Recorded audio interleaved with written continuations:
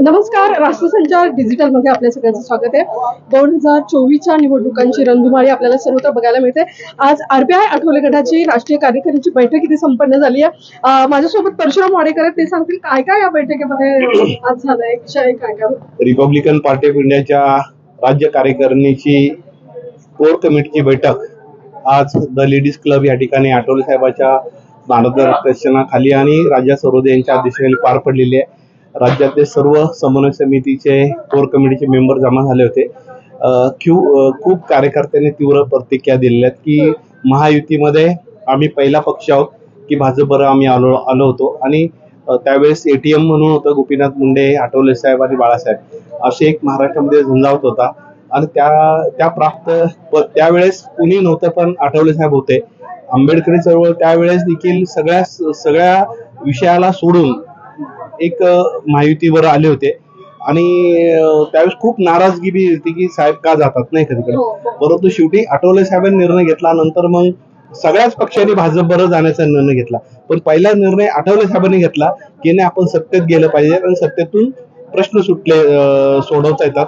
त्यामुळे आता कोण शिवसेनेबरोबर गेलं, कोण काँग्रेस बरोबर गेलं, कोण इकडे गेलं, कोण तिकडे गेलं, पण पहिला निर्णय आम्ही आठवले साहेबांनी घेतला होता. आणि आज आठवले साहेबाला या निवडणुकीमध्ये लोकसभेच्या सगळ्याच्यामध्ये काही विश्वासात घेत नाहीत, चर्चा करत नाही, अशी काहीतरी कार्यकर्त्यांमध्ये चर्चा होती आणि सगळ्यांनी मागणी केलेली की आपण आठवले साहेब काही बोलत नाहीत, मोदी साहेबांना पंतप्रधान करायचं आहे किंवा भाजप बरोबर आपल्याला राहायचं आहे, पण आपल्या सगळ्याला चर्चा केली पाहिजे. यामुळे कार्यकर्त्यांनी आपल्या भावना व्यक्त केलेल्या आहेत. यामध्ये असे ठरले की बाबा लोकसभेमध्ये काही मतदारसंघामध्ये काही कार्यकर्ते फॉर्म भरतील आणि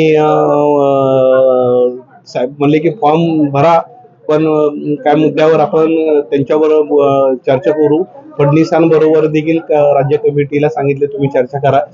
उद्या आठवले आम्ही पुण्यामध्ये ठराव केलेला आहे सगळ्यांनी मिळून की या आठवले साहेबाला कॅबिनेट मंत्री दिलं पाहिजे आणि विधानसभेच्या निवडणुकांमध्ये आम्हाला किमान 15 जागा मिळाल्या पाहिजेत आणि त्या निवडून आणल्या पाहिजेत. ह्यामध्ये काँग्रेस बरोबर आम्ही होतो त्यावेळेस काँग्रेसनी 4 जागा निवडून आणल्या होत्या, निवडून आणल्या होत्या. तसं भाजपने देखील काही सीट्स निवडून आणल्या पाहिजेत की आरपीआय घटक तुमच्याबरोबर अलायन्स मध्ये येतो त्यावेळेस सत्ताधारीने निवडून आणणं हे गरजेचं असतं. हे पूर्वी तसं होतं, आता ती परिस्थिती भाजपने केली. तरी तुमची ताकद जरी वाढली तरी सुद्धा तुम्ही माणसं निवडून आणले पाहिजे आणि तशा पद्धती भूमिका भाजपने घ्यावं असं आमचं. रामदास आठवलेंचं आता प्रेसमध्ये असं सांगितलं की माझे फोटो छापले जात नाही, बैठकीला महत्वाच्या बैठकीला आरपीआयच्या लोकांना बोलवलं जाते, हेही त्यांनी बोललं. तुम्हाला हे काय वाटतं? नाही, आम्ही त्याच्याबद्दल निषेध व्यक्त केलेला आहे आणि प्रत्येक बोर्डवर प्रत्येक ह्याच्यावर साहेबांचा फोटो असला पाहिजे.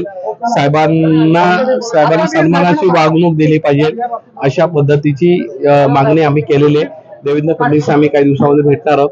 जर अशा पद्धतीची चर्चा जर वेळेवाकडी जर सन्मानपूर्वक वागणूक नाही दिली तर मग मात्र रिपब्लिकन पक्षाचे कार्यकर्ते पर्यायाने वेगळी भूमिका घेतील अशी एक आता सगळ्यांची भावना झालेली आहे. तरी सुद्धा आठवले साहेब जे भूमिका घेतील त्याच्यावर आम्ही सगळे एकमत आहोत.